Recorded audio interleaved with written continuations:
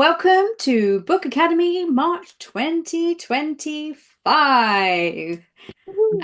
I can't believe it's been a whole month. It's just Mm. absolutely flown by. I couldn't believe that how quickly today went either. So I think I've got loads of time and then I haven't. And I wonder if it's the same for you. Is that the same?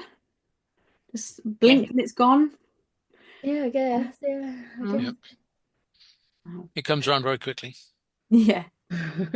We're only 9 months till Christmas. Yeah, to the day. Oh, don't go away. Jeez. Ho, ho, ho.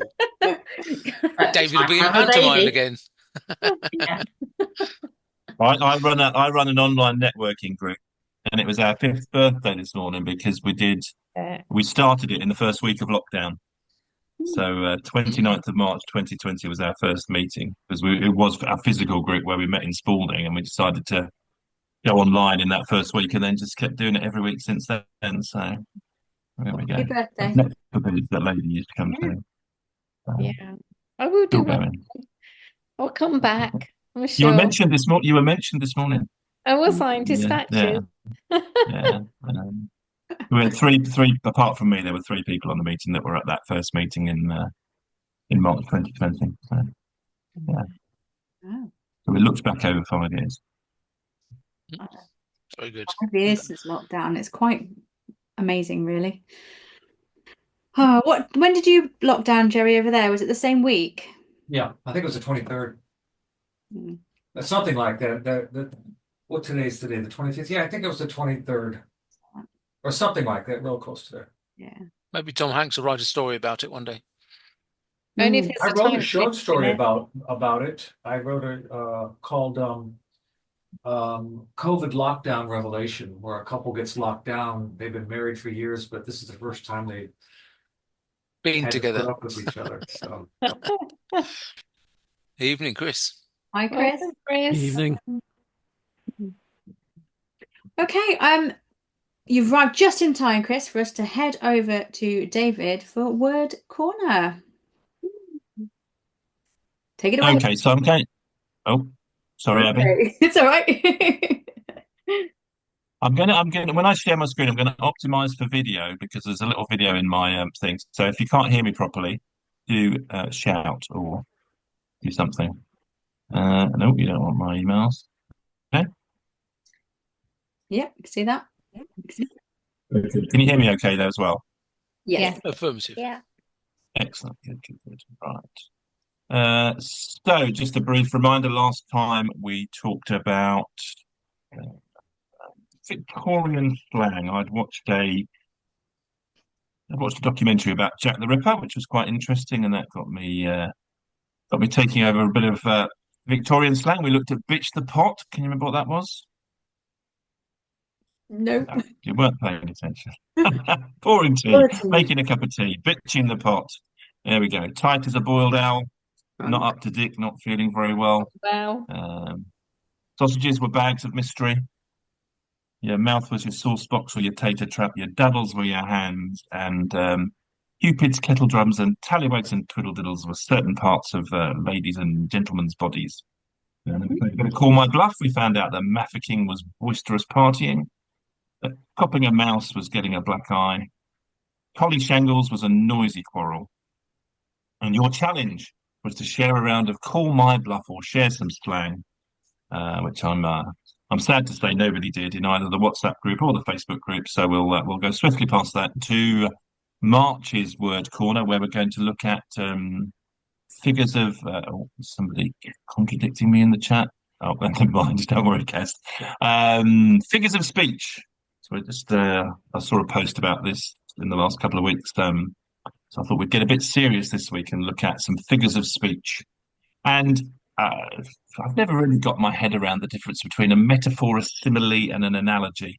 So I tried to do that. So here we are. A metaphor is a direct comparison for rhetorical effect. So all the world's a stage where we're directly comparing one thing with another thing, and we all know who said, or who wrote anyway, all the world's a stage. A simile is a comparison, usually using like or as. So life is like a box. Sorry, I shouldn't do accents when Jerry's on.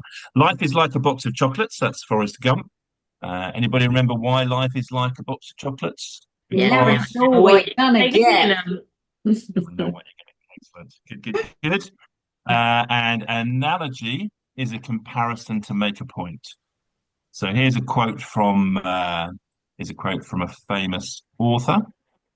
An author who expects results from a first novel is in a position similar to that of a man who drops a rose petal down the Grand Canyon of Arizona and listens for the echo.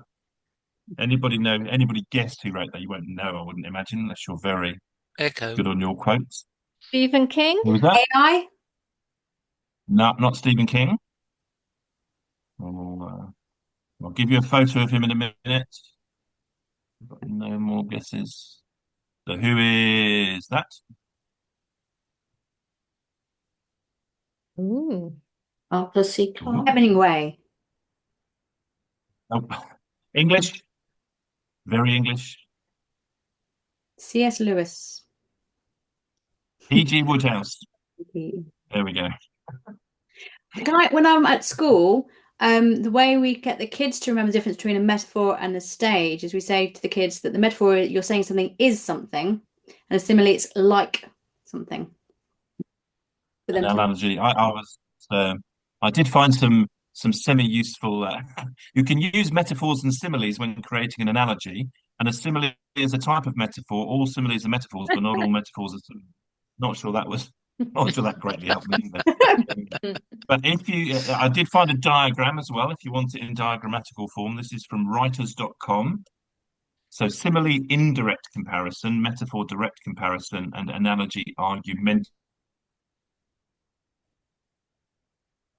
You're frozen, David. Oh, we lost you. we can't hear you, David. Aristotle's far is to be a master of metaphor. It is the one thing that cannot be learned from others. It is also a sign of genius, since a good metaphor implies an eye for resemblance. Can you go So back therefore, one step for us, David? Because you froze out for a bit when you were talking about your diagram. Okay, sorry about that. Lincolnshire internet for you. Yeah. So a simile is, I just found this on writers.com. A simile is indirect comparison, a metaphor is direct comparison, and an analogy is argumentative comparison. So I'd say it's worth getting your head around it because Aristotle says the greatest thing by far is to be a master of metaphor. It's the one thing that cannot be learned from others. It's also a sign of genius, since a good metaphor implies an eye for resemblance. So therefore, if you can get your head around it, a simile is a metaphor is like a simile. Very good, Chris. Chris has got his head. Chris is a genius then, according to Aristotle. And while we're on Aristotle, I just thought I used the word rhetoric earlier on, so I just thought we'd have a look at rhetoric. So rhetoric is the art of persuasive writing or speaking, and a rhetorical question is a question designed to create an effect rather than an answer.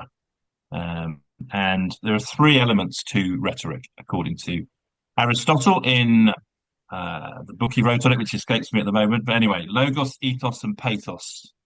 And they're not the Three Musketeers. That was who was it? Porthos, Athos, and Aramis. But anyway, logos, ethos, and pathos are the three elements of persuasion which go to make up rhetoric. So logos is logic or reason, ethos is credibility, trust, and pathos is emotion. And if you can get things together, then you're able to persuade people really well. So logic, you appeal to reason, have a really well-arranged, clear argument. You might use evidence, statistics, facts, hard things, and be very specific. So that's one part of rhetoric. The second part, credibility, appeals to character. So you have to show that you are one to be trusted. You have qualifications, professionalism, knowledge. So therefore your word choice is appropriate to the situation. You use the appropriate tone of voice. You may back it up with testimonials or endorsements. So you're familiar with the Nike advertising campaign where rather than talking themselves about their products, they just started to use stories of great athletes and associate themselves with that to bring credibility to the brand. And then the final element is emotion, where you're appealing to people's feelings, emotions. You're trying to connect to their pains or their desires, their fears.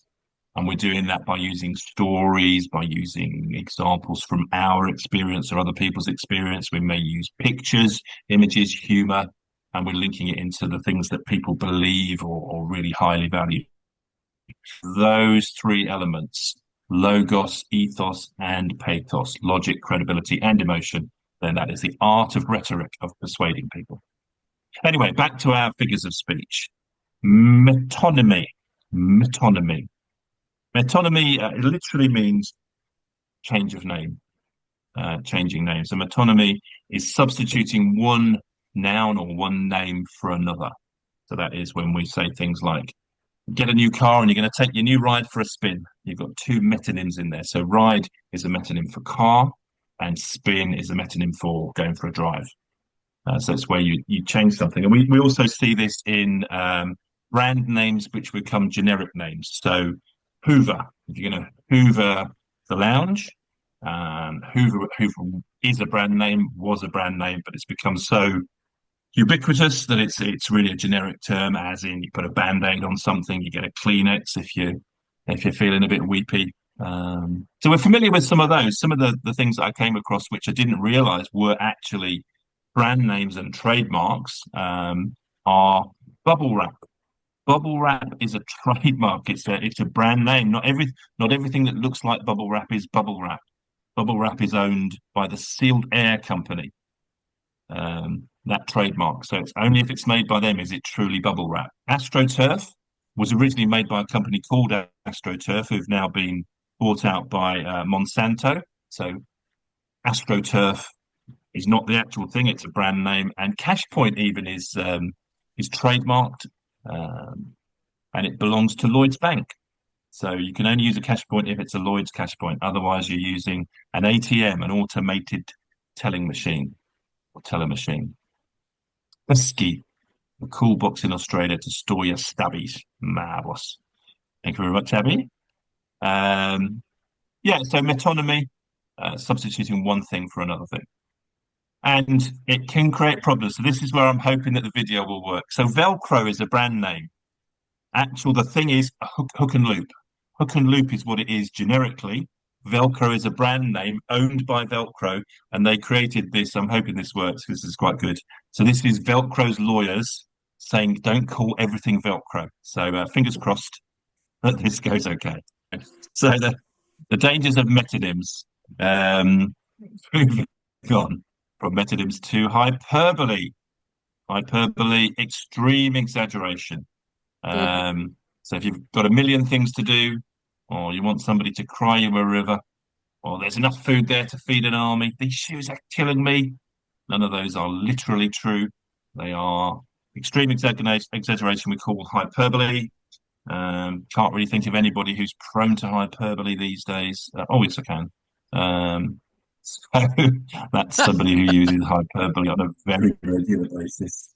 The perfect call,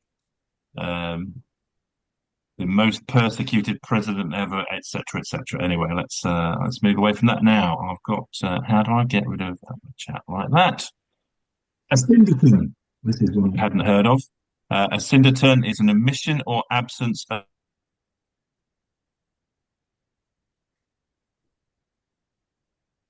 Oh, Uh-oh. you're frozen again. No retreat, no surrender. You I'm sure you know that You froze a bit again. Sorry. Oh no, where did I freeze? At the start of that slide. You omitted, and then you went. Oh, okay. No problem. Yeah, there we are. A synditon, omission or absence of a conjunction. So if you don't have an and in there, I came, I saw, I conquered. We know that is Julius Caesar. No retreat, no surrender. I'm sure you're all familiar with the famous Bruce Springsteen on the album Born in the USA. And there is also there's synditon, but there's also synditon, which is where you have one conjunction, definitely and likely he entered the house, and polysynditon. Many. You can, yes.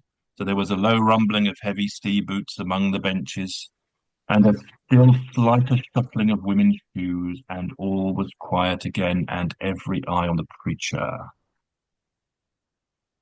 Well, we didn't get PG Woodhouse, so we're gonna struggle with this. The clue here is sea boots. Who wrote about the sea? In which novel? Moby Dick. Yay! Couldn't remember the author though. I think you've frozen again. The Deafening Silence, and then in ascending order of absurdity, virtual reality, mobile home, vegetarian bacon, and there is no such thing as a fun run. I agree. Definitely. And we're finished with apostrophe. Now, apostrophe is a punctuation mark, but it's also a figure of speech, which I didn't know, but a figure of speech dressing something not present or unable to respond is apostrophe. So if that thing is absent, dead, imaginary, or inanimate, or a couple of other states. So, for example, it's a dagger which I see before me, the handle toward my hand. Come, let me clutch thee. Talking to a dagger which doesn't exist, and even if it did exist, it couldn't answer back. So that's Shakespeare from Macbeth, as you will recognise. So that's apostrophe, talking to something that can't respond. So your challenge: slip a figure of speech into a WhatsApp or a Facebook post. And ironically, just as I'd finished doing this presentation, I saw a story on my screen about irony. And it was what are the best examples of irony? So I'll just pop that in the chat, that link, if you want to see. I'm not going to put them all on here. Anyway, I thought that was a bit ironic that I just finished doing figures of speech, and a figure of speech that I hadn't used popped up on there. Anyway, that's Word Corner for March 2025. Woo! Thank you. Thank you very much. And after calling to say, are you happy to go first? And then obviously you would have liked an extra 10 minutes or something just to fit that one in. So, oh, does anyone have a favorite stylistic thing that they use all the time? I think I use hyperbole quite a lot. So I'm careful of analogies because people who are on the autism spectrum have difficulty with them. yeah. The hyperbole, a list as long as Norfolk Street. That was one of my mother's. Norfolk Street is in Sheffield, so it's a local example of hyperbole. And sadly, it's not as long as it used to be. Oh no. It's been cut. What It's happened been to it? cut into two parts by Arundel Gate, and the shorter part of it is now called Esperanto Place. Oh. I don't want to correct you, Chris, but it's Arundel. You said Arundel, didn't you? Sorry, what? Did you say Arundel? It's Arundel. It's Arundel. The regional thing going on there.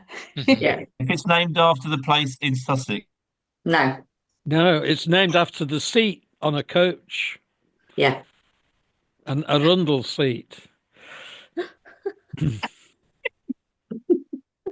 Oh, He's frozen. Frozen again. it keeps freezing, David. So it's like you were like performing there that time. It was wonderful. Actually, David looked for clumped. Well, thank you very much for Word Corner. We always enjoyed them. Yeah, that was great. Thank you. Okay, I am going to go straight on to our introduction to the book so we can actually get on to discuss the book. So just let me know when you can see my screen. Yep. Fantastic. I'm going to hopefully make that smaller so I can see it there. So I thought we would look at the typewriter this month. And I'm sure you all know that a typewriter is a machine with keys for producing alphabetical characters, numerals, and typographical symbols, one at a time on paper inserted round a roller. Now, some of you may say that there can be more than one at a time, but that's the original definition of it. So here are a few facts. The date of the first typewriter is highly contested. So they believe that the first patent was in 1714 by an English inventor called Henry Mill. Other people believe that an Italian inventor called Pellegrino Turri invented a typewriter for his blind friend, the Countess Carolina Fontoni of Fivizzano. I can never say that. I think I've got that right. Pietro Conti da Cilavegna believes that he was the first person to create a new model. And in 1829, an American inventor patented a machine called the typographer. His name was William Austin Burt, and it is listed as the first typewriter, and the London Science Museum describes it as merely the first writing mechanism whose invention was documented. But we even think that might be excessive, since Turri, the one who invented it for his blind friend, has written it down somewhere. So we don't really know when the first one was invented. We can just choose which one we like, really. In the mid 19th century, business had obviously really increased, and stenographers and telegraphers could take down so much more information than someone writing down, with rates of up to about 130 words per minute, whereas a writer with a pen was limited to about 30 words per minute. I think doctors can write quicker, but they can't be read as easily. So 130 words per minute in 1853 was the speed record. I've got no idea what the record for a number of words typed by a human is, or even by a computer. I haven't found out that information. Does anyone have their own record, what they've done in a minute? No? On a typewriter, about 120. 122. You're close to the fastest. That's cool. With or without errors? Without. So the first commercial success really was a Scholes and Glidden typewriter, which was manufactured by Remington. And its first typewriter was done in March in 1873 when it began production. And it is the one that started off the QWERTY keyboard layout. And because of its success, it was adopted by other typewriter manufacturers to use QWERTY. Here are some key terms: understrike and front strike. Now, these were new to me because I'm not really of the typewriter era, but most typewriters of the early ones had type bars that struck upwards against the paper, which is called the upstrike. And actually the word understrike in the typewriting world came after the front strike was actually invented. So the front stripe is where it hits the top of the paper and it shows the ink. So it's the front stripe became visible and the understrike was more invisible. So typists, when using the understrike method or the understrike machines, couldn't see what they were actually typing initially. So the front stripe machines became more popular. The shift key. We are so used to the shift key when it comes to computers, but once upon a time there was no such thing. Typewriters, when they came in, had a separate key and type bar for uppercase letters and lowercase letters.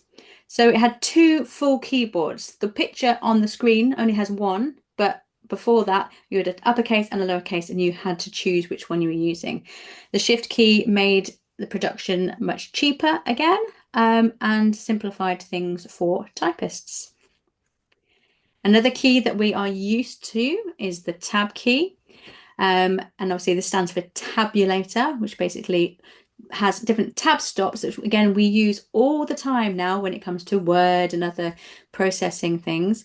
But originally these were little markers that actually physically told the typist where they were going to go, and you could preset them the same way you can now with your mouse, but it was all physically done.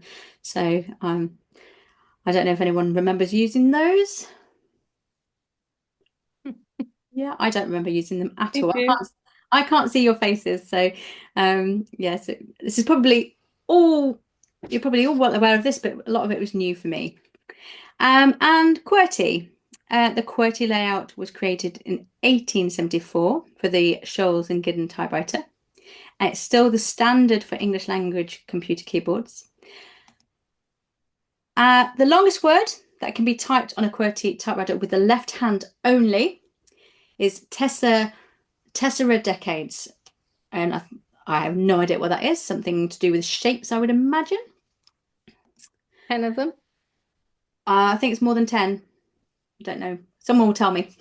The longest word using only the left hand, sorry, you're only using the right hand is, I've written right, left there, but Johnny jump up, or excluding hyphens, moni moliminion, and philo of philin, which are scientific terms for something. I think philo is something to do with plants, and monomolonium is to do with strata, I think, but I could be wrong. I'm happy to be proven wrong. Even the longest word type using alternate hands is anti-skepticism. There are longer scientific words, but I was trying to go for words that I would actually know the meaning of. So there we go. And a common belief is that the QWERTY layout was designed to make it easy for salesmen to show off the typewriter by typing the word typewriter. And it's also up there with one of the longest words using just one row of letters. Fun facts. So, famous people who are typists. Anybody any idea who that is? No. No.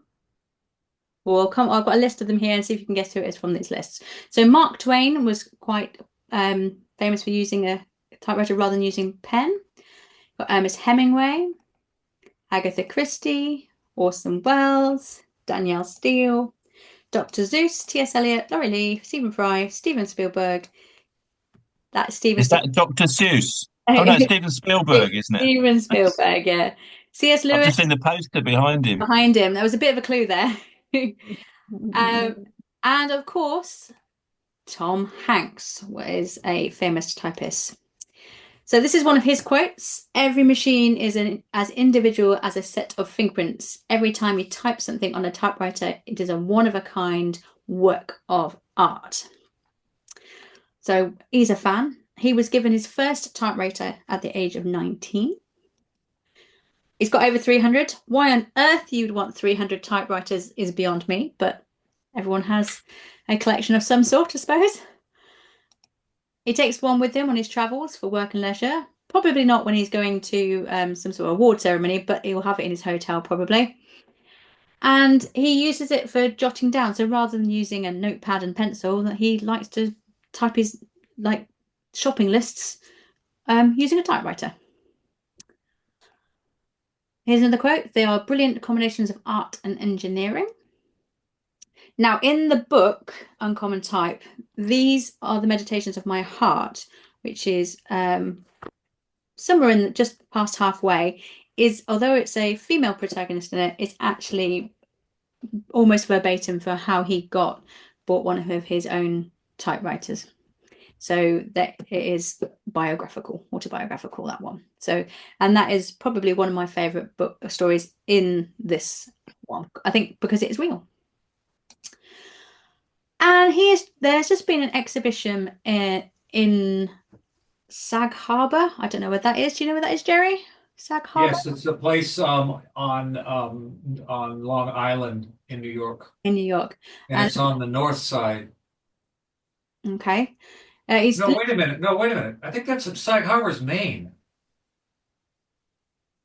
I can't remember. Okay. It's just finished, so you can't go and visit it anymore. Sorry, Jerry. He's just had an exhibition there. It's just finished a couple of weeks ago. So in this exhibition, there were an electric typewriter from the set of Mad Men, an original Olivetti Valentine typewriter designed by Ettore Sottsass. I was right. It's Long Island. I've been there. I had a sweatshirt from there. I'm sorry. It's all right. A translucent typewriter. So I thought you could see pretty much most of the action that's happening in there, but maybe you could do it. But it was obviously for incarcerated writers, so they couldn't smuggle anything in or out through them. And then some less fancy betas set aside for a more interactive experience. So if you were going there, you could actually have a go of typing on a typewriter if you'd never done so before. And here are just a few pictures of the exhibition, just in case you felt you missed out.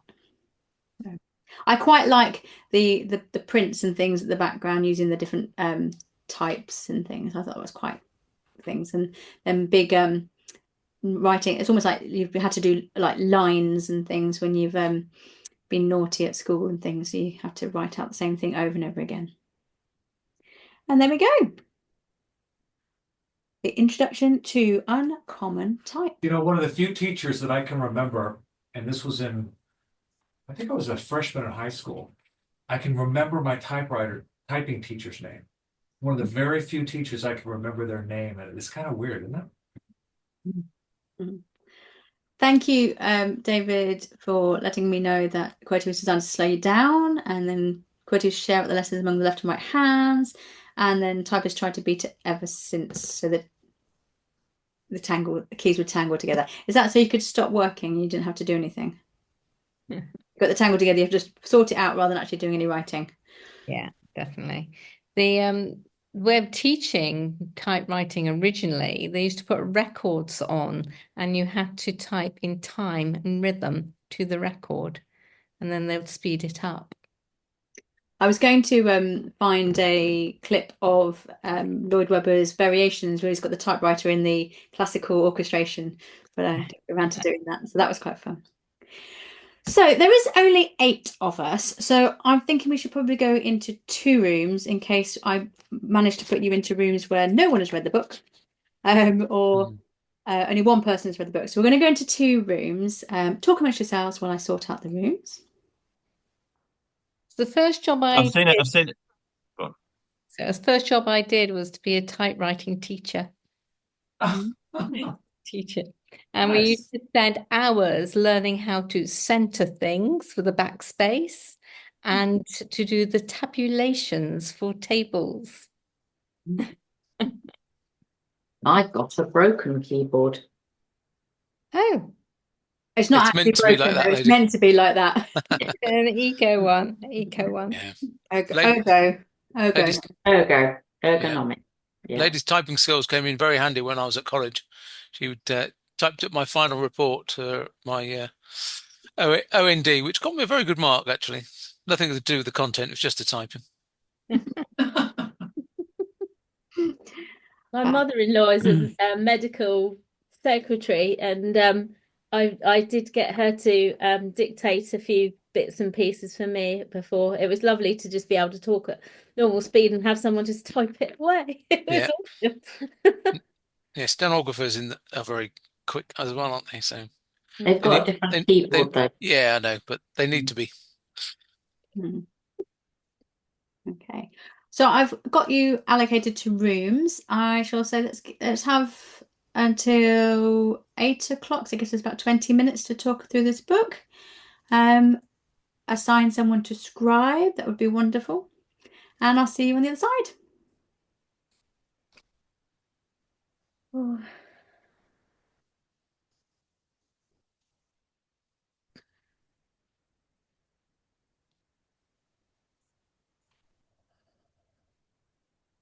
Welcome back, everybody. Oh, we so rudely interrupted. Chris, what book was that you finished? Oppenheimer. Oppenheimer, yeah. Oh, you finished it. You I finished it ages ago. Oh, okay. I mentioned it when I finished it, and it must be Sue that's still trying to get through it then. yeah, I've got the last 3 are all part read at the moment. Did you like it, Chris? But the Oppenheimer, yeah, it was interesting, and for those who live in Britain, there was a last week at 1:45 in the afternoon on Radio 4. There was a series about 5 thinkers who contributed to the Manhattan Project. The first one being Oppenheimer, and it was really the one on Oppenheimer. You can still pick it up on BBC Sounds. Yep. the one that was a very interesting insight. It was very different from what we got from the book. Yeah, I like those little 15-minute sketches they do on Radio 4. They're really good. Right, before we go into feedback, I would like to do the photo because I've remembered. Yay! Oh, I left mine downstairs. Hang on, I'll have to go and Okay. get it. It's interesting to see which copies we've got. Yours is very different, Jerry. Yeah, it looks like something out of a little intimate coffee shop. It's really cool. It's But it's the keys, isn't it? The typewriter. keys, the typewriter keys. Yeah. Nice. You relax until Kaz gets here. There's no point making your arms ache. Literally, everyone went "Bleh," like a puppet. It was really fun. You know what we're told. Come on. Oh, Heather, you have quite a head of hair. Thank you. Does that take a lot of work? No, it just grows. Gosh, Unlike Dennis's. it's beautiful. Well, She's it like grows, cuts it she's off. like a lioness. here we Right. go. Are Then we we're ready then? Hang on. Oh, right. Some books don't have the option to just go to the cover. Oh. You put beginning and it goes back to not the beginning. But anyway, there it is. And say typewriter. Typewriter. Remington. Okay, Remington works too. There we go. Thank you very much. Okay, so I'm going to start with group 1, which is Lady Kaz, David, and Heather. Yeah. We started out by talking about different types of typewriter and the various pros and cons of such, and which kind of got into a conversation about how the stories brought back a lot of memories for Lady, and how there was a bit of nostalgia going on there. And you talked about a ball typewriter, which I had no idea what that was, having never seen anything like that. Yes, it's spun round and Yeah, no, I haven't seen that. I feel as if I'm missing out on something there.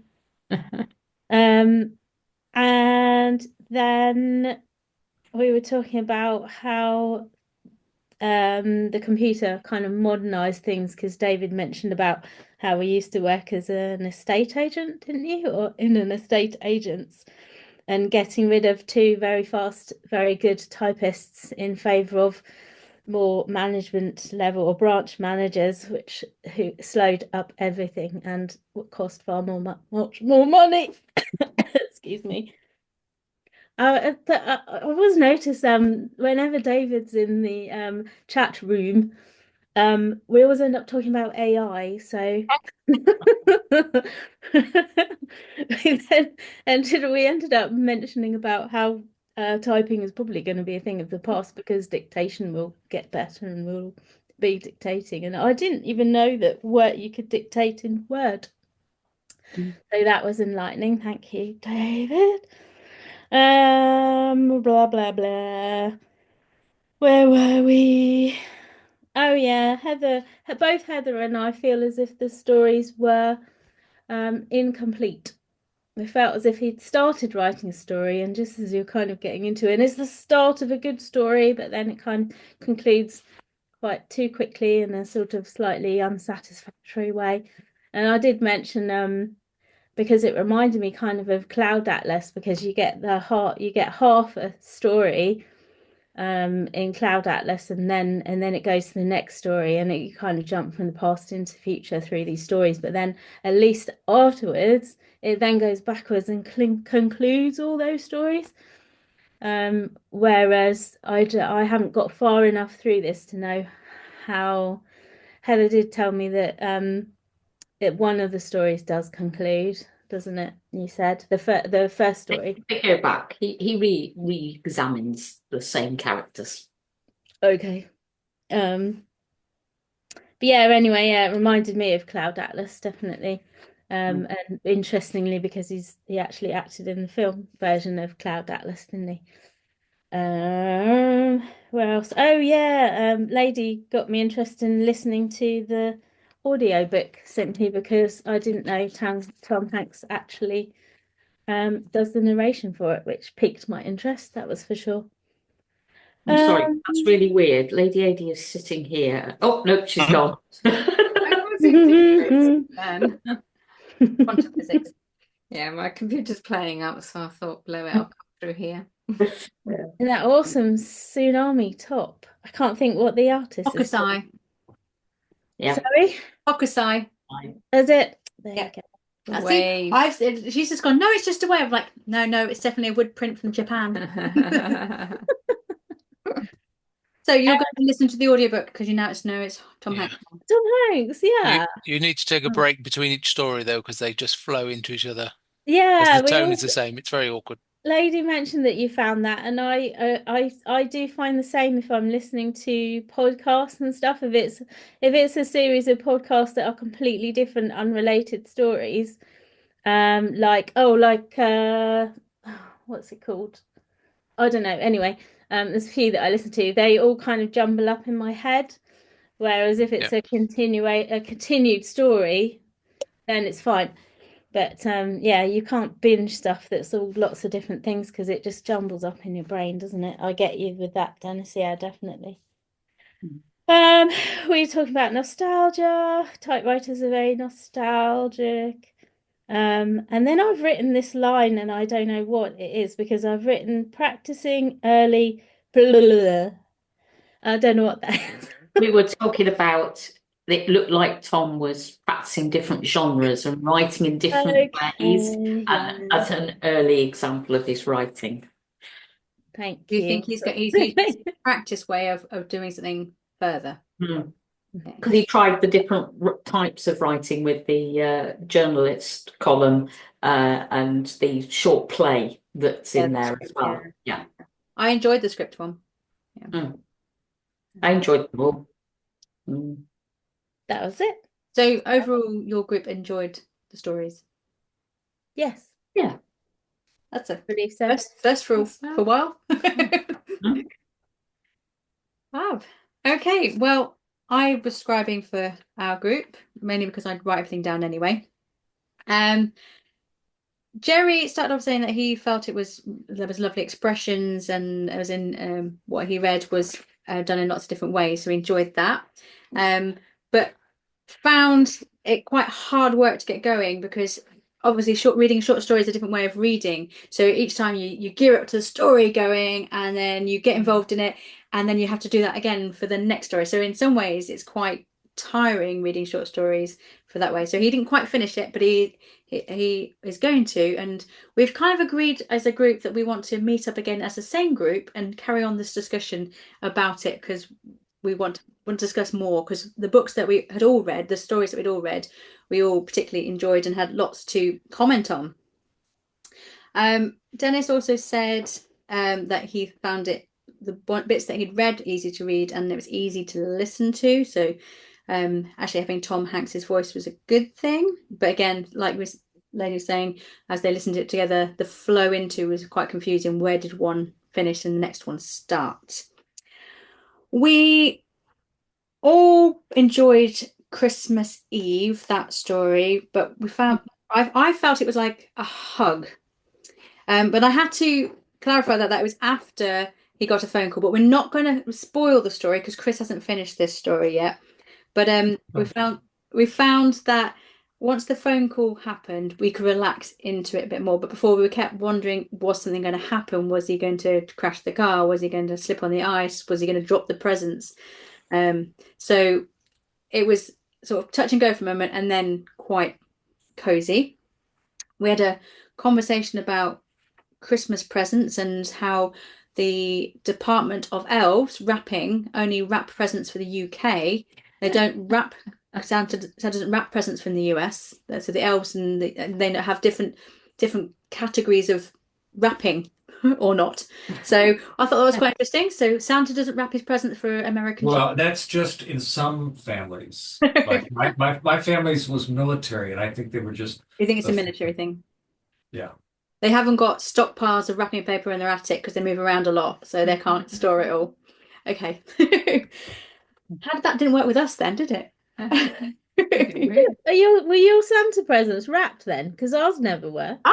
Ah, this is Good. interesting. Good. No, Yeah. we had a stocking and it was all in that. They weren't wrapped. Oh, when Only we had, presents under the tree from people were wrapped, but Santa's presents weren't wrapped. well, if Right, we that's what it was me. when we Yeah. had Santa presents that were under the tree, they were wrapped, but stocking ones sometimes were not, depending if the Satsuma was never wrapped. No. Yeah. Cold. No, you don't wrap satsumas. God Only does if you that. want to have fun. You ever And get a Satsuma? you don't wrap the lump of coal either. Do you ever wrap Satsuma? Do you ever get Satsumas in your stocking, Jerry?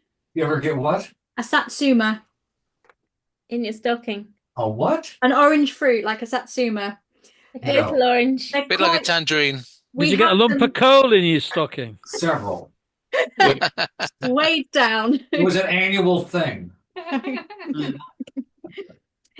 And then we went back to the first story of 3 exhausting weeks, and the 3 gentlemen in my group enjoyed this one. They really thought it was quite funny. They thought they knew people like her, and at one point I felt like she was always on the go, wanting to try something different, so I could identify with her or wanted to do something. But we also liked the fact that they remained amicable at the end, and he was still roped into doing things that he probably wouldn't do on his own. So do you want to add anything to that? At that part, I thought he was a wimp. I'm glad you said that because I said the same. I thought he was a pushover and he really annoyed me. Ugh. I just wanted to slap him as like a wet fish. Oh no, They call no! those bitch I was slaps, though. entirely They call those sympathetic with bitch slaps. I've just got Monty Python with the fish now. I thought she bigged him up in the bedroom department quite a lot. Oh, okay. Was that? I don't know whether that was him being autobiographical or anything there. I don't know. There was quite a bit of reference to the fact that they went quite often to the bedroom. And that seemed to please him, I think, and that's why he wanted to please her. Maybe. Good point, Age Heather. old. And then we got a little bit nostalgic as well. Chris reminisced about getting his first typewriter and his mum being a typist before giving up work when she got married, and how he went in to get an electric one, but mum was like, no, and how the shop assistants, or the owner of the shop, agreed, said, no, you've got to start off with a traditional one, that way you get the feel for it and then progress on. I would have thought it was going to be the other way around. You'd want to be selling the most newest, most expensive one. Well, yeah, it's surprising, but that's what happened. And Jerry, I didn't catch who you said you thought the I had an aunt. an aunt, and you Yeah. said she used to type so fast, you just thought it was magic, and you were mesmerized by No, it. she could type without looking at the keys. I was 5 years old, and I said, Yeah. I watched her type, and she's not looking at the keys, and I'm thinking, this is magic. It Yeah. was fabulous. And we just felt that overall we got his sort of love of the typewriter through the stories, and also the other subjects that he's passionate about learning about war and all those other things and film and those sorts of things all came through in the stories.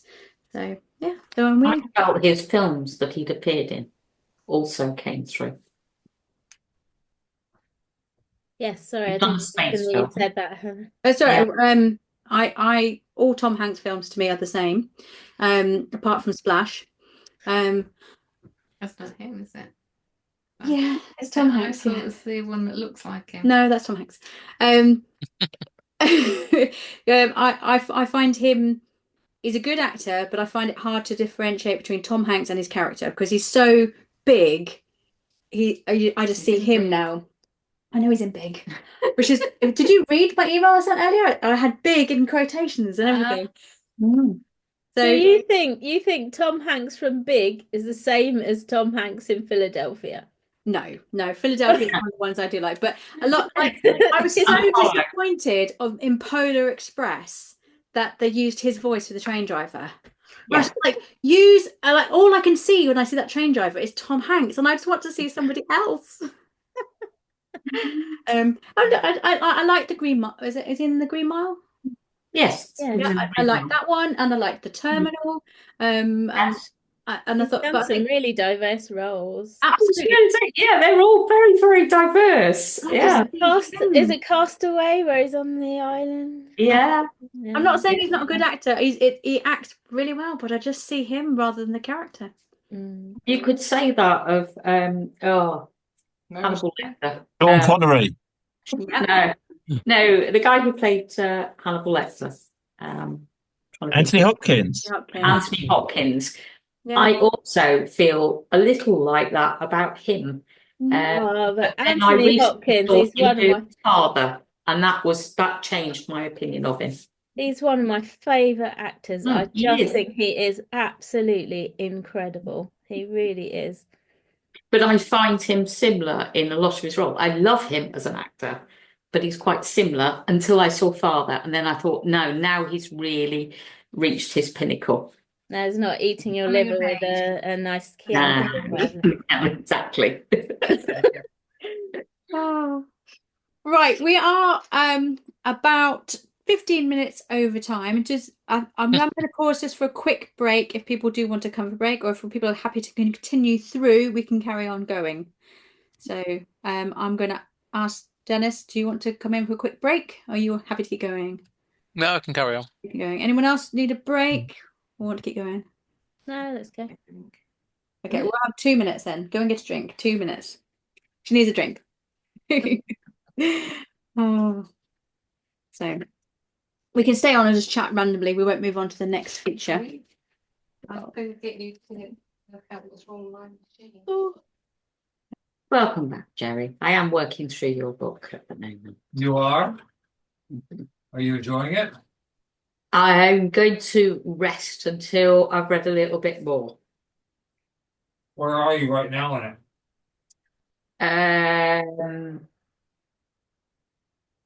Things are just starting to come together in the What plot. book are you reading of mine?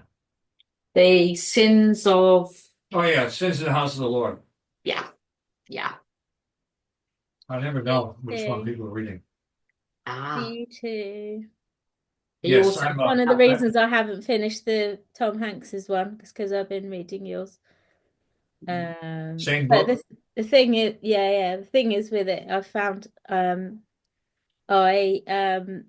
trying to read it on my phone and also on my computer as well.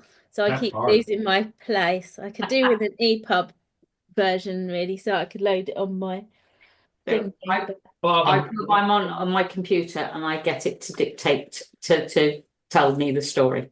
But I've got software to do that for me. So it reads the story. It's a bit Ottoman, but it does read the story to me as well as being able to read it. no, that's great. It's still in draft form, so. Yeah, you can kind of tell that. Yeah.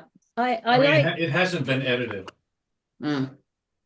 I think I've already told you I like the way you use a factual story, but you've also told an like a more embellished fiction to expand on the events in a more imaginative way. It puts I didn't you want it there, to read doesn't like it? a police Rather than just report. telling you dry facts of this is what happened and that happened and da da da. You've told it in a way that puts you there in the actual. Oh, thank you. Gosh, you couldn't have said anything nicer. Is this the synagogue one?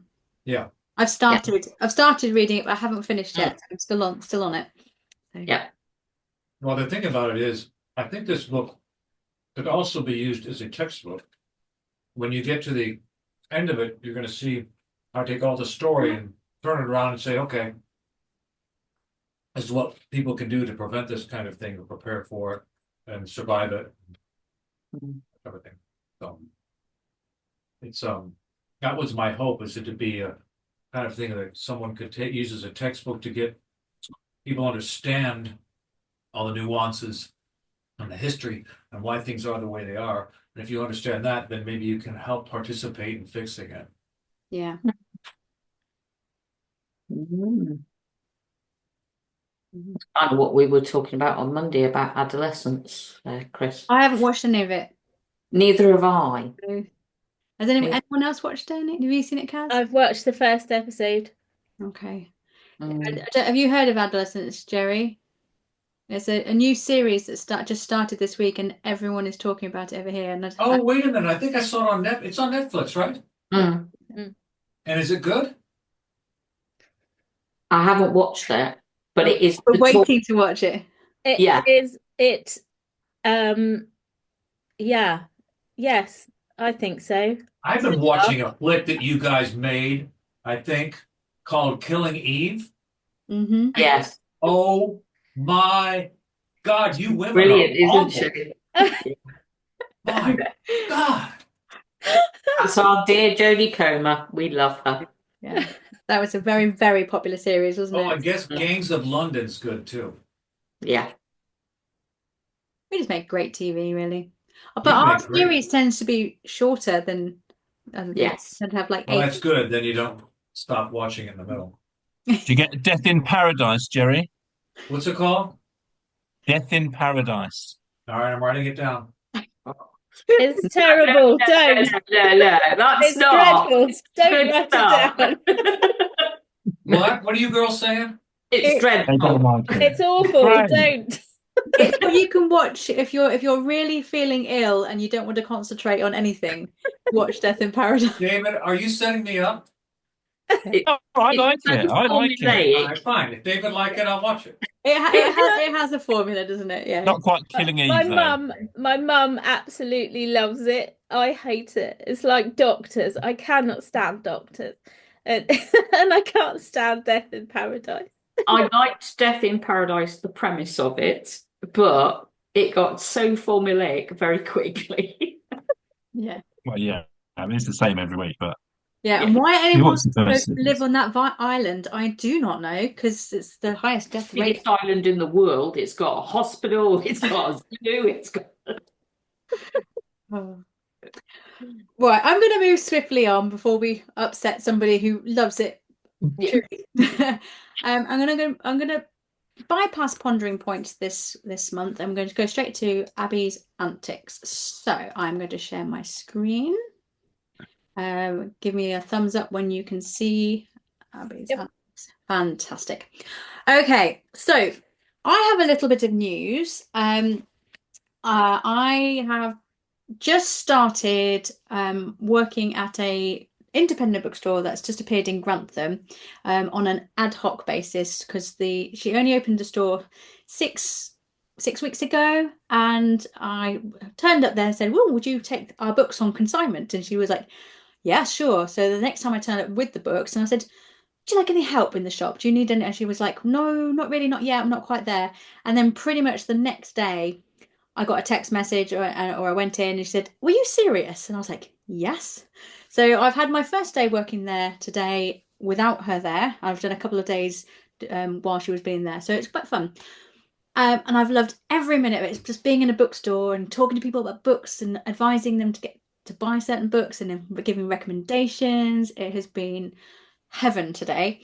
But while I was there, I thought, oh, I haven't done my antics yet. So here's my antics.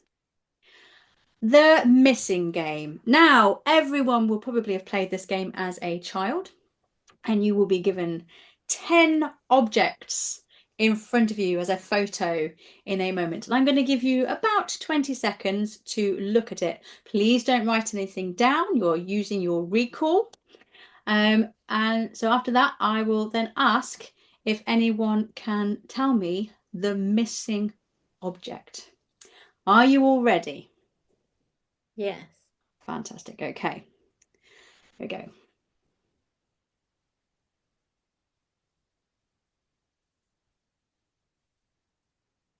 You did this while at work. Yes. Good start.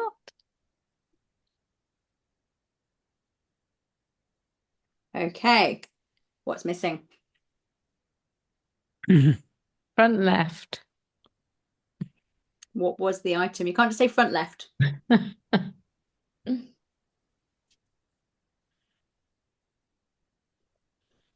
Any guesses? Shout it out.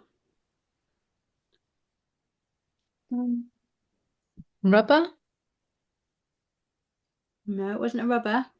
Bar of soap. Cake? It's not the generation game.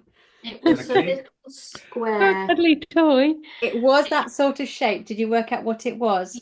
It would, yeah, it looked like a badge or something. It was something about Charlie and the Chocolate Factory, wasn't it? It Yes. was. Well I done. couldn't tell what it was, but it said Charlie and the Chocolate Factory on It it. was a badge, a pin badge. Golden It's ticket. a golden ticket ticket. on it.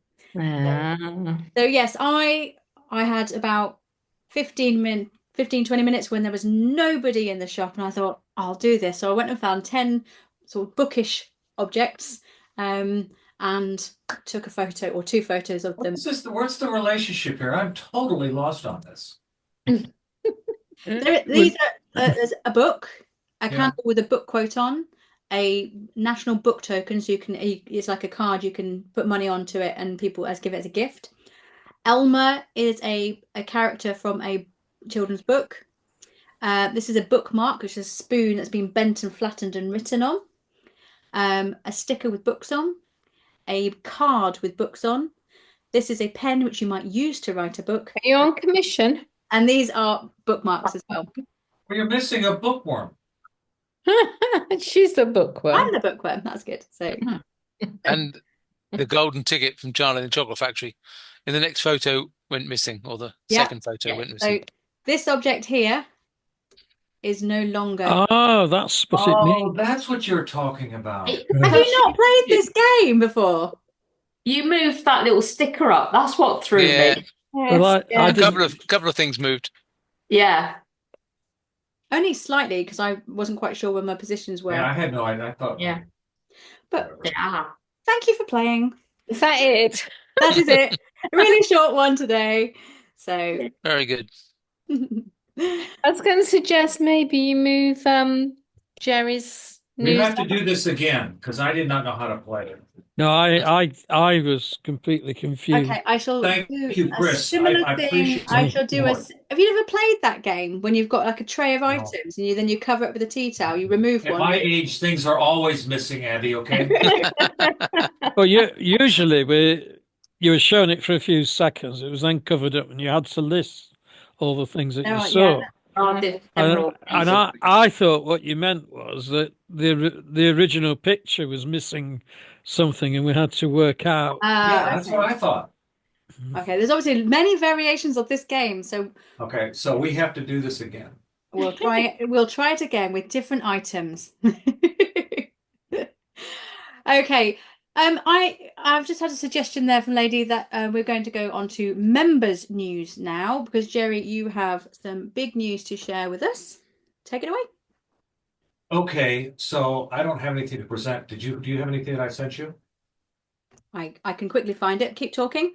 Yeah. So today, finally, I don't know. The first story I ever wrote when I started writing started in August. I believe it was August 5th of 2016. And what happened is I had a head injury, and I was recovering from that. And some say I hadn't, but anyway, for the most part. I was going to say that explains a lot. Yes, I've had a history of making up stories in my head all my life. Okay, so anyway, I was making up stories. One day I was walking, I had taken a walk just to get out and what have you, and I said, okay, I've got this story going on, I'm going to start writing it.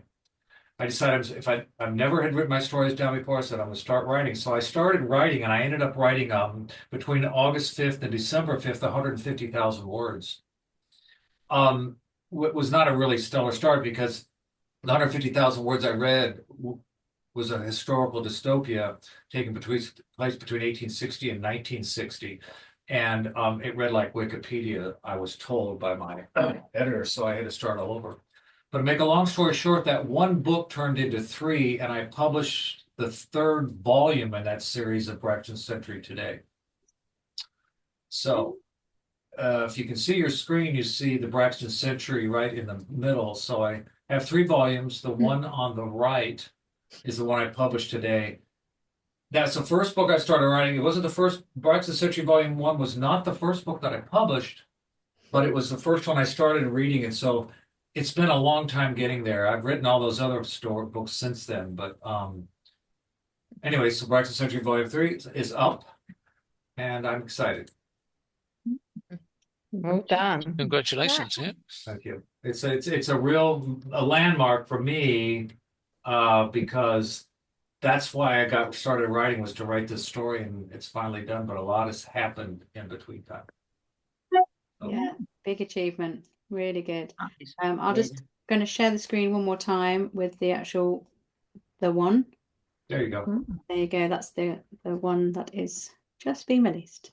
So But where did you get your graphics from? Just out of interest. I hired someone to do it, Yeah. and I hired this one about 3 years ago, and I can't even remember who it was. And then I only had the front cover, and I had to get someone to do the spine in the back for me, and kind of cheat. We didn't have any layers or anything, so Oh it wow. worked out okay. Right. So yeah. So it's a historical dystopia about this fictional Prince of Wales. He's a third son of the fictional Prince of Wales, and he wants out of his gilded cage. And he's born in 1860, and so it takes place all over the world. It starts in England and goes into Russia and Japan and Shanghai and India, in the U.S. and what have you. And there's a message in there. I was writing it for a reason, and it follows through the theme. There's two messages in there, and so that story and the first spouse and Polish Town that I wrote lead into a story I'm writing now called Millennial Moguls Unhinged. All of them come together. 5 books come together into one. How many hours a day do you write, Jerry? I'm trying to think about that. I don't know. Do you write every single day? No, but I try to write it single day. I try to write every day, but I don't. Maybe I write 3 or 4 days a week for an hour or two. Mhm. You know, it's But when I was writing the last book that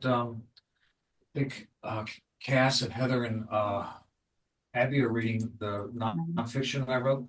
That one I wrote 3 or 4 hours a day consistently, and I wrote that book in probably 3.5 months. Okay. And is that because it was factual and there were certain things that No, I was getting paid by the hour. Okay, fair enough. Okay. That's an incentive. Yeah, it's always easier to do other people's work, isn't it, than to do your own. It's so easy to Yeah, get. it's like right now I'm writing Millennial Moguls Unhinged, and you ever get it when you're writing a book, you get into it and you get so totally absorbed, you spend 4 or 5 hours on it, and then you're so exhausted and you can't do anything the next day or two.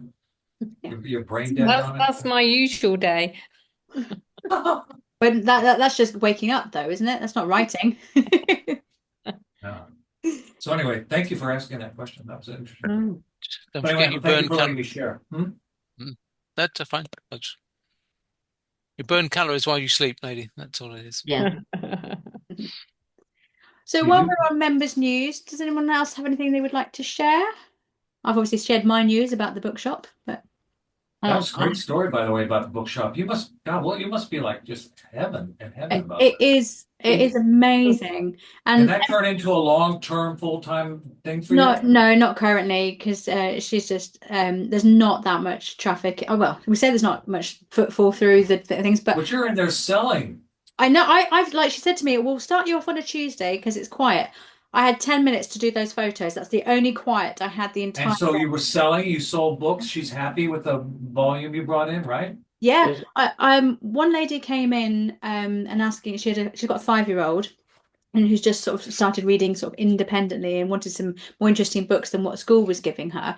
So I said, well, what does she like? And she's like, well, animals, unicorns. So I sold one of our books, yay, which she's taken on consignment. And I said, but there's also this book. I gave her the pigeon book, and I gave her this book and another book. I gave her 9 books, and I was like, have a look through, see which ones suit you. She went, oh, them all.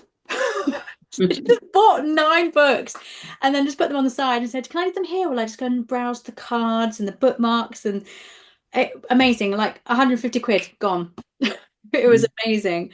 But and then other people came in and they're like, oh, I've got one granddaughter who's 10 and she loves reading, and another granddaughter who's 12 and she loves reading, but she's quite young for her age, so I don't want it to be too teenager like. And so I was using my teacher skills and selecting books that I thought would be good, and I found one of the books in there for the 10-year-old, which is actually signed by the author as well. So about Puss in Boots and things. It's a new one that's out and really popular at the moment.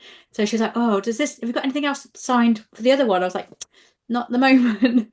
So yeah, it was a really lovely day, and everyone who comes into the bookshop is really happy to talk about books with you. You can just spend like 6 hours flew by.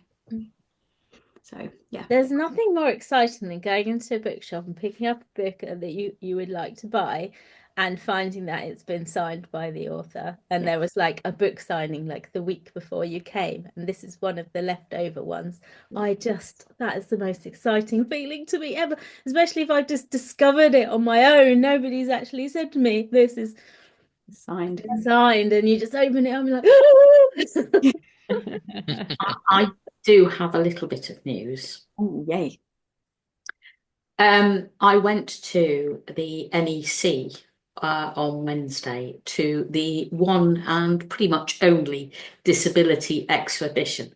So it's an international exhibition at a big exhibition hall for Jerry's information here. It's in Birmingham. And I spoke to the organisers, and they've asked me to do 2 talks in 2 different exhibitions next year. And they've given me a stand as well for my charity.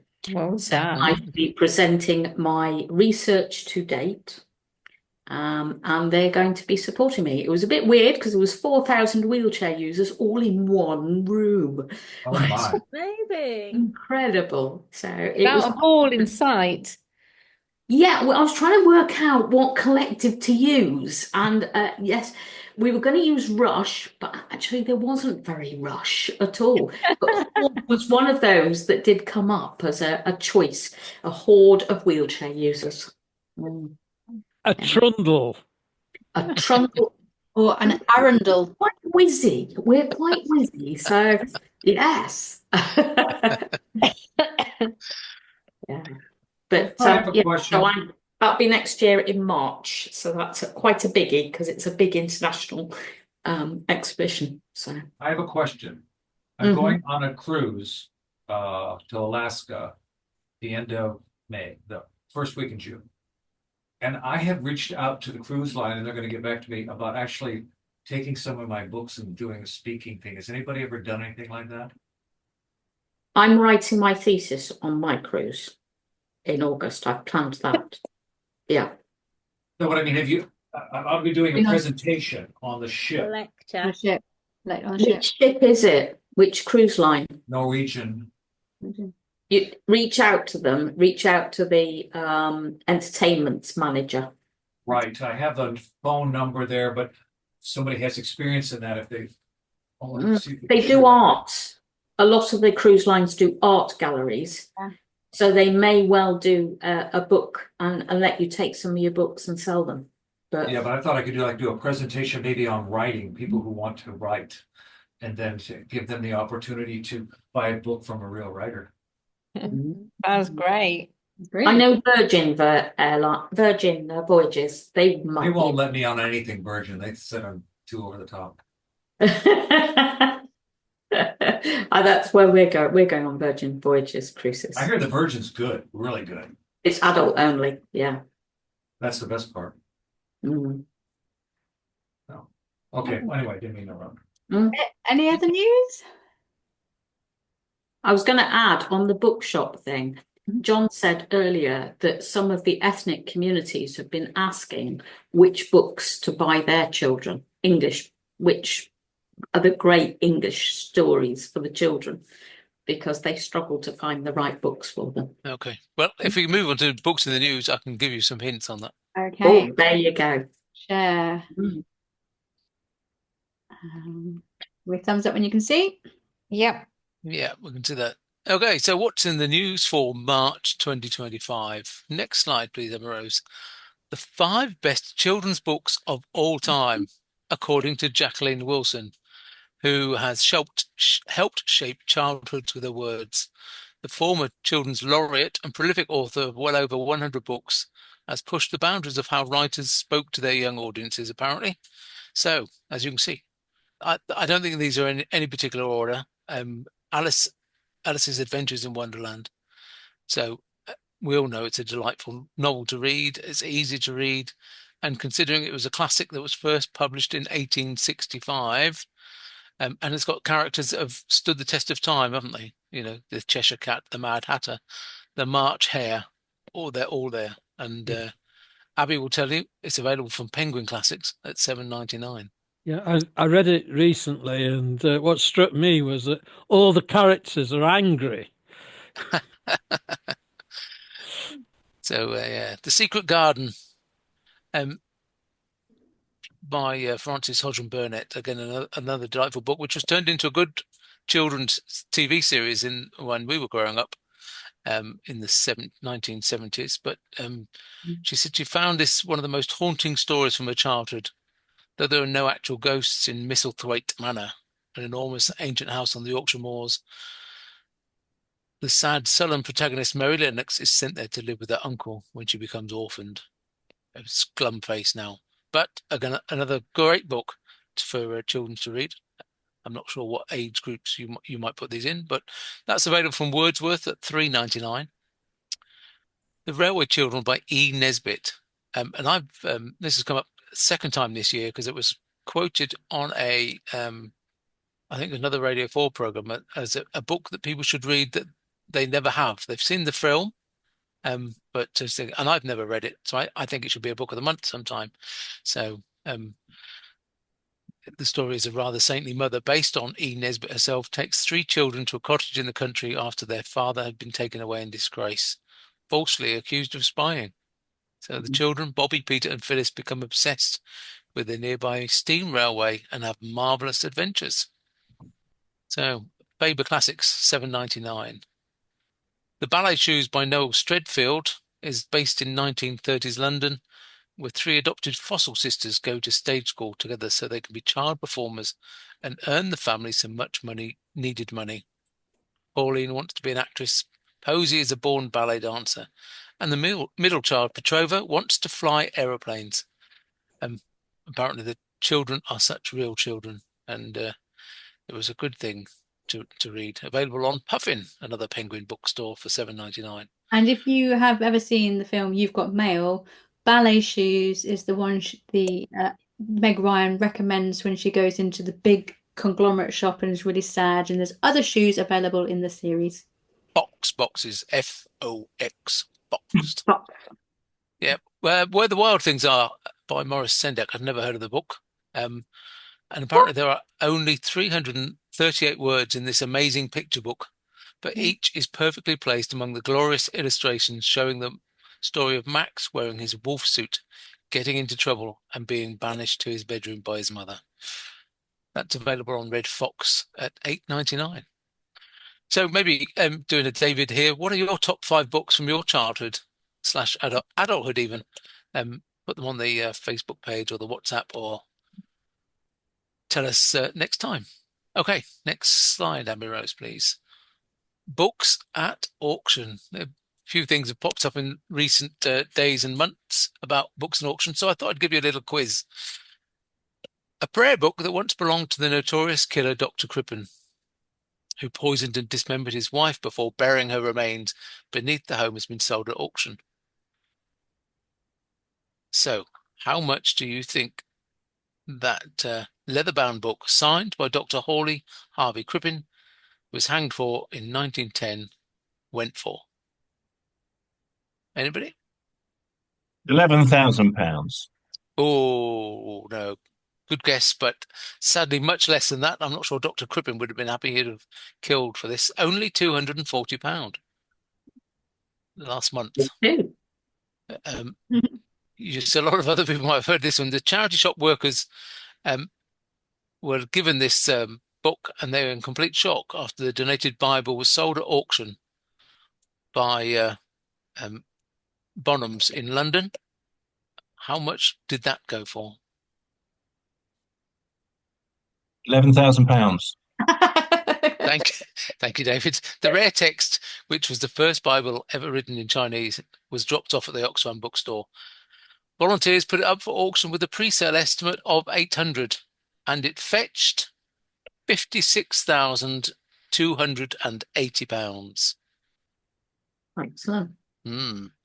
First edition of Charles Dickens' A Christmas Carol. 100,000. Oh, no. David? Would be very close with his 11,000. 11,000. No, 16,000. 9,000. £16,640, that one. And as you can see at the bottom, coming up, a simple sample Harry Potter book, which was sent out to schools as a sample for children to rate, and it's going under the hammer on the April the 29th. So I can't even tell you next month how much it went, but it's got an estimate of, what do you think? 11,000. Excellent. Nine and Well, three that's good. quarters. Yeah. No, it's a little bit less than that, but an estimate is only an estimate, isn't it? Between £2,000 and £3,000. And as I reported previously, a rare edition, first edition of the same book went under the hammer and was sold at more than £21,000. So, and yeah, so just keep your eye open for those rare books. Maybe those books that have got the author's signature on that you found in a bookstore, Kaz, would be the next thing. So, okay. Next page, please, Sammy Rose. Is listening to a book cheating? No. Yes.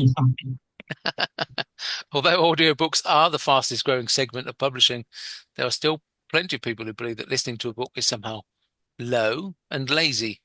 That, put badly, it's cheating. I don't believe that, because lady gets great enjoyment and rest from her listening to the book. So, but just points to ponder for next time, really. Are audiobooks a lesser art form than printed books? Can narrators spoil the book? Yes. Yes.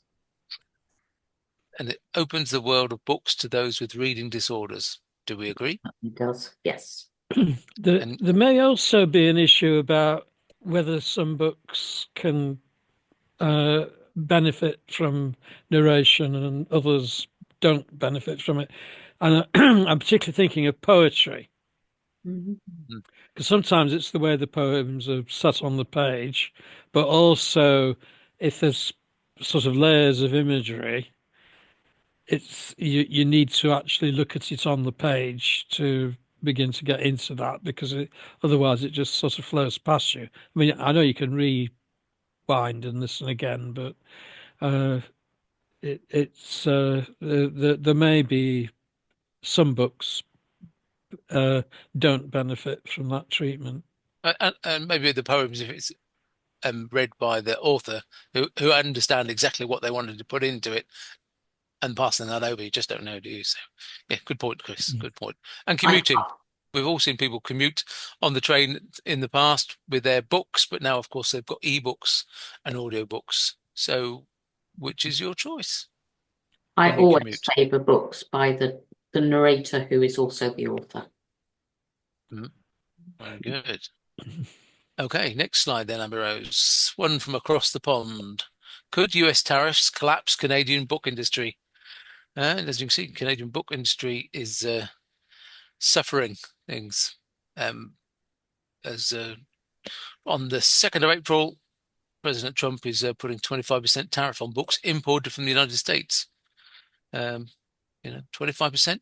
It's quite a list of things. And even I can't spell minister. Obviously, Prime Minister Mark Carney's book is actually printed in the US. So I know he's going back to the polls at the end of April. But if anybody wants to read Mark Carney's book, ex-governor of the Bank of England, of course, it's out there.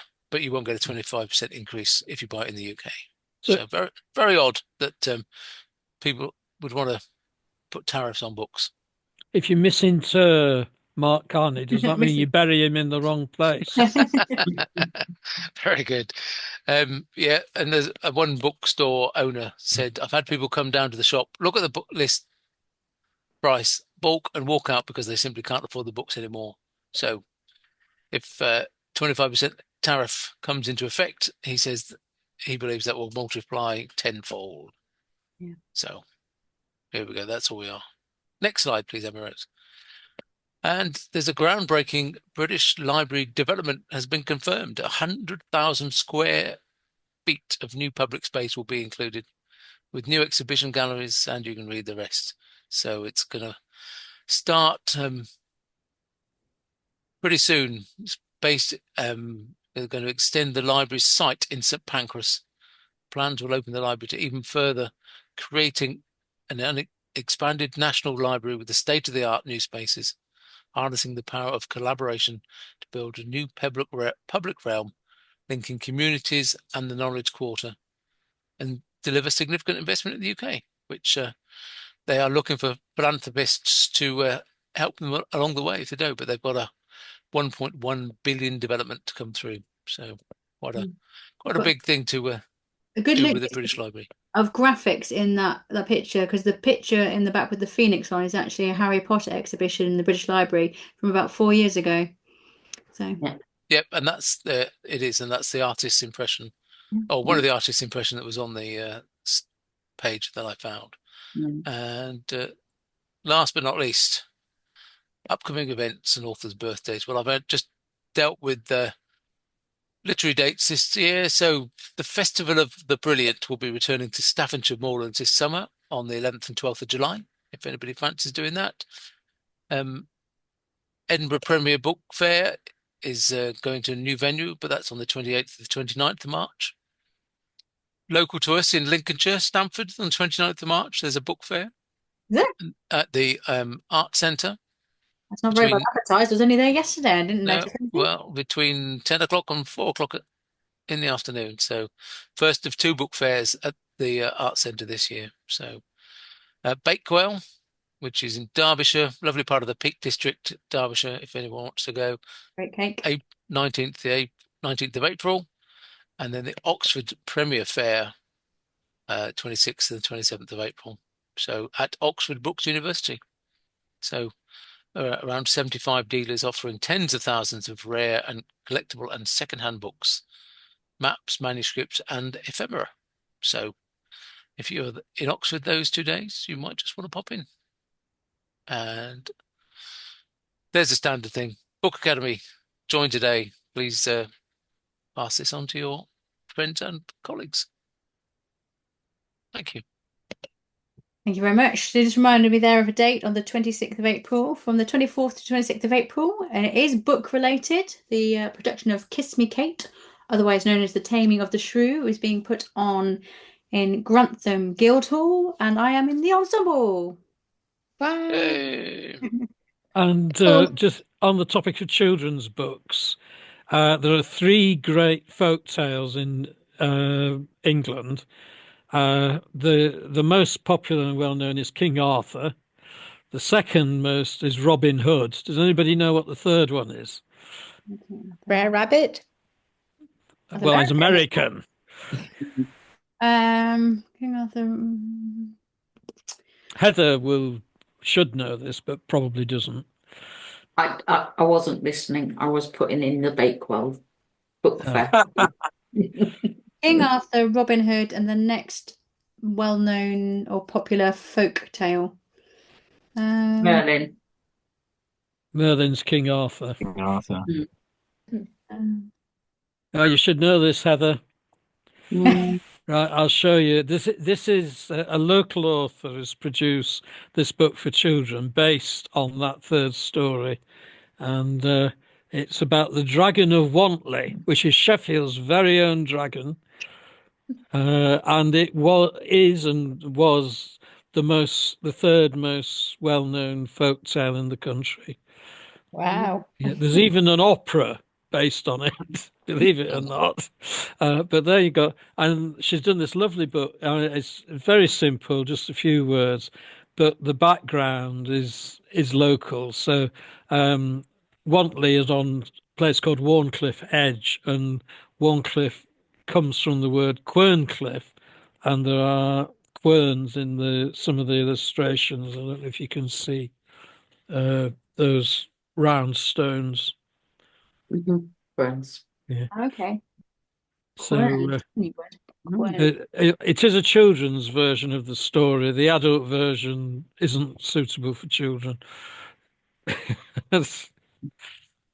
Thank you.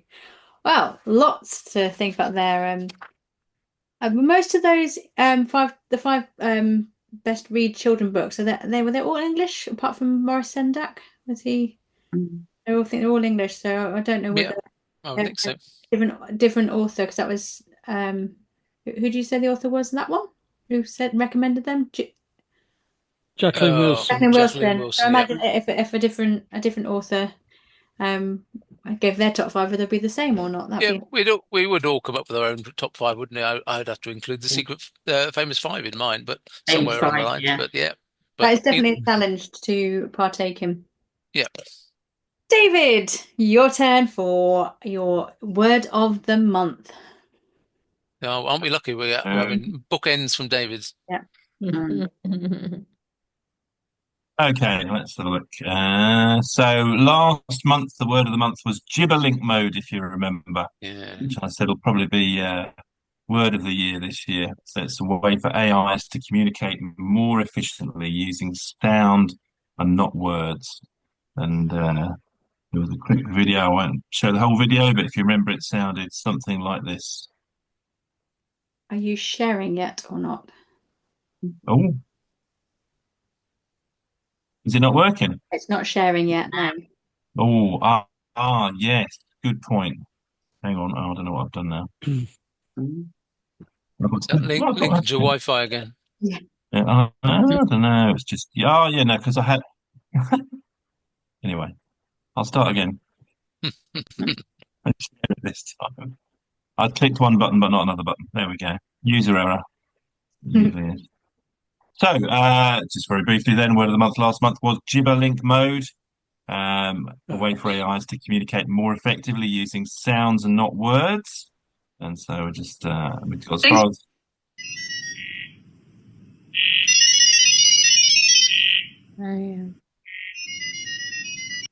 So that was AIs, and then we looked at a couple of other secret languages like Cockney rhyming slang and thieves' cant and shelter. And then Worsley is my favourite. So if we're talking about children's stories, there we go. The fantastic John Pertwee's Wurzel Gummidge. G were O were T were dip, T were H were A were T Wurzel. There we are. I've got that in Worsley's. Anyway, your challenge was to share something in a language most people won't understand. But we didn't. I don't think we got any of those either. So we'll move on. I met up with my sister, and the way we speak to each other people wouldn't understand it. So. So quick and siblings have that kind of language. Vocables. Ooh. Talking of talking of communication that's not words. So that would be vocables. So it comes from the Latin vocabulum, which is a word or a term, and originally it meant any identifiable utterance or writing. But actually, that's archaic now. What it actually means now is utterances which aren't words. So things that we say like filler words. So they are vocables that don't actually mean anything, but do signify something. And it's interesting when I was looking at this that sound is actually common across the different languages. So we say or in French it's in Spanish it's in German it's in Italian it's in Japanese, I did look at this, it's something like ito. And even the Russian sound is the same sort of sound for when we're trying to think of what to say. But we're probably more familiar with vocables in songs, so I just thought I'd have a look at some of those. Obla di, obla da by the Beatles, that's vocable. It doesn't actually mean anything. Go Wah Diddy Diddy by Manfred Mann. This is going back to Dennis's childhood here, I'm sure. Listening to these, Simon and Garfunkel, the boxer. Lie la lie, lie la lie, lie lie la lie, lie la lie.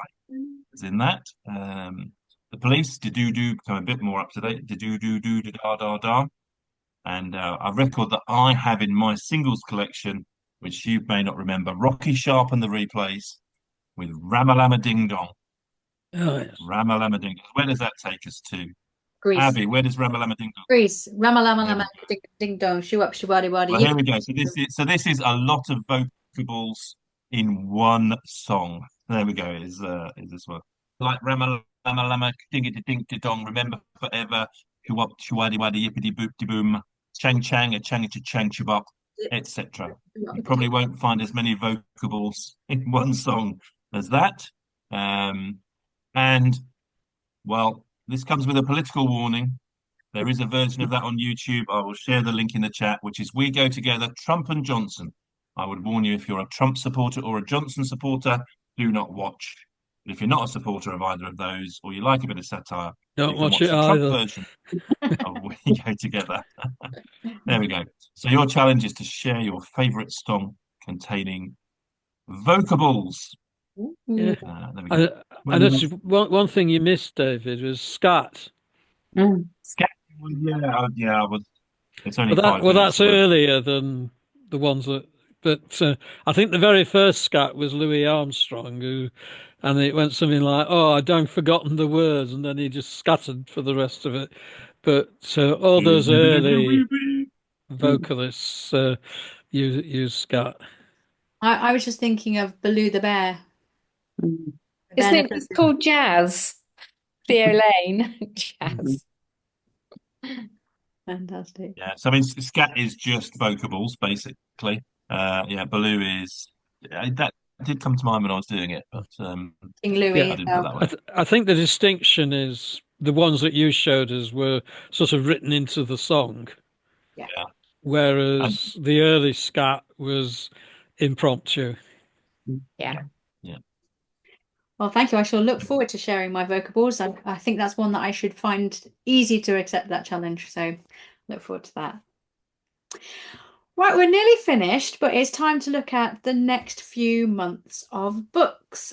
So April the 29th, so you will be able to tell us how much the Harry Potter book went for, because it's the same day. Doesn't mean it'll be up. It is The War of Art by Stephen Pressfield. Now, some people I know bought this immediately last month.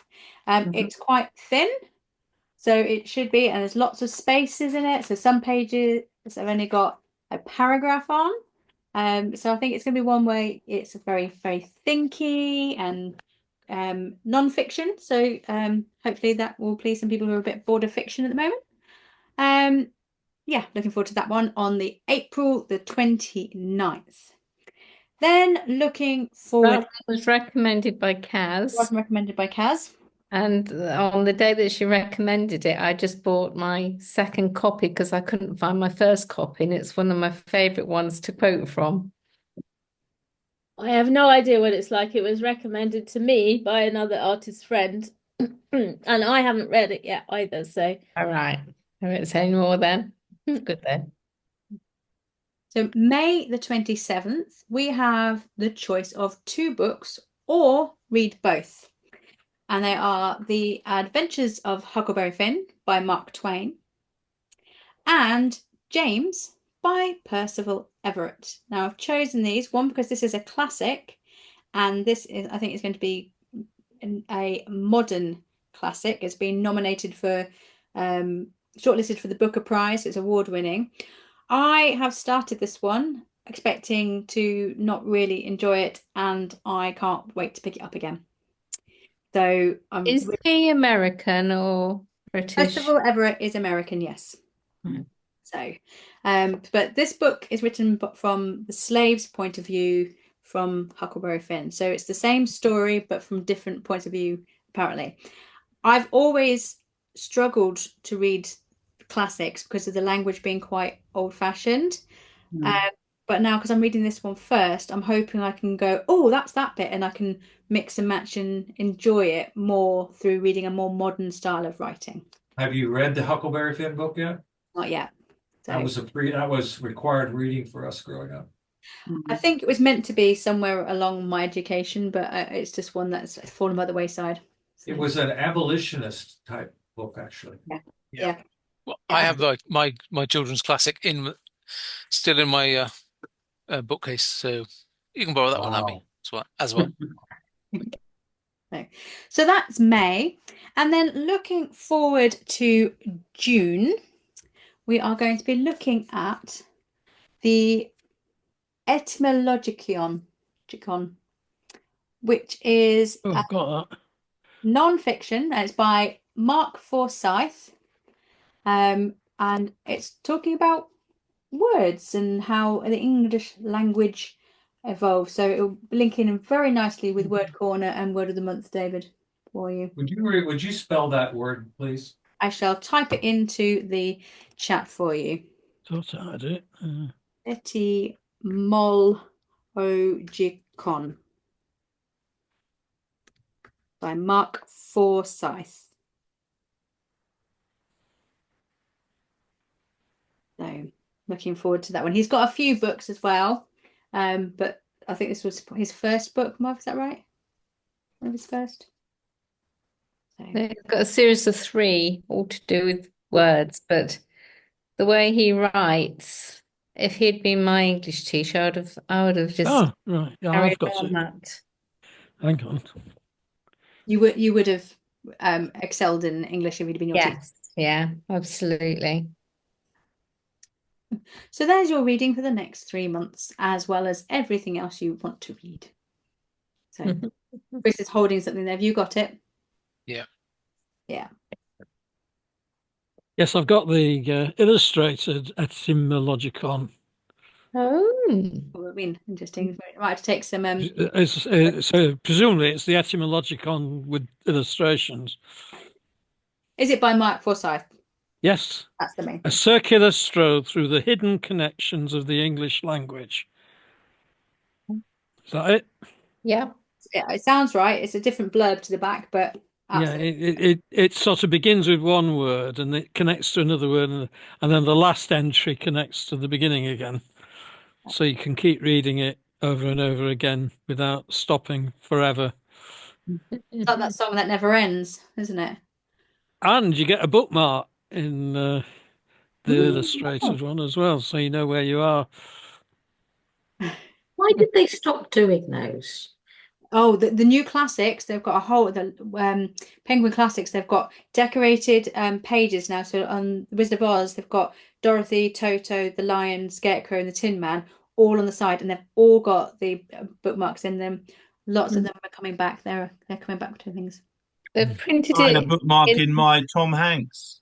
Yeah, but ribbons in books were always something. Yeah. Tends to be a hardback thing rather than a paperback. Yeah. Yeah.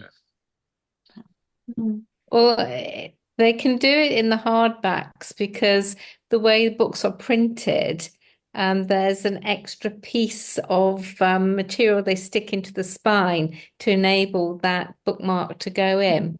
You can't They do it on can't do it with, you can't do it paperback. on yeah, because of the glue. You can't glue That's in. right.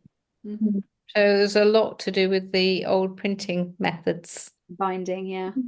Binding. Yeah. So yay. Excellent. Looking forward to that. Well, Okay. thank you so much, Abby. It's been a blast. Thank you, David, for your wonderful words, and Dennis too. Really appreciate you guys.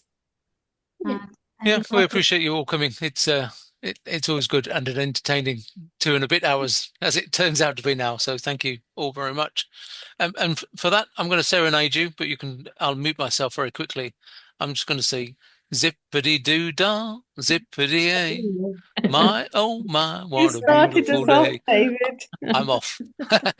Thanks. Take care. thank you. Bye. Bye. Bye, see you soon.